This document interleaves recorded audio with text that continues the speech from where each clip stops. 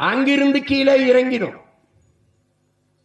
கீழே இறங்கி வந்து நிலமும் நிலம் சார்ந்த, வயலும் வயல் சார்ந்த இடமும் அங்கே வந்தோம். அங்கே மருத மரங்கள் அதிகமாக இருந்ததால் அந்த நிலத்திற்கு பெயர் மருத நிலம் என்று வந்தது.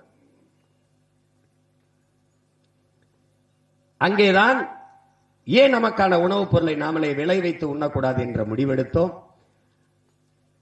அங்கே ஆறை கண்டோம், நதியை கண்டோம், அங்கே நிலைத்து வாழலாம் என்ற முடிவெடுத்தோம். நகர்ந்து நகர்ந்து வந்த நாம் அந்த இடத்திலே தான் வேளாண்மை செய்ய தொடங்கினோம். வேளாண்மைக்காக நாம் இந்த மாடுகளை உழவுக்கு பயன்படுத்துறதுக்கு வயக்கினோம்.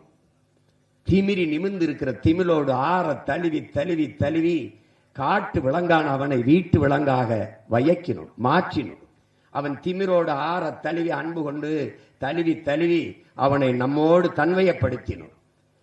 அதுதான் ஏறு தழுவுதல் என்று அழைக்கப்படுகிறது. இன்று வரை இந்த ஜல்லிக்கட்டு என்பது பின்னாடி வந்த நாயக்க மன்னர்கள் அவர்கள் இந்த மாட்டு காளையின் கொம்பிலே சல்லி காசுகளை கட்டி விட்டதால் அது ஜல்லி, சல்லியை கட்டினதால் சல்லிக்கட்டு என்று ஆகிவிட்டது.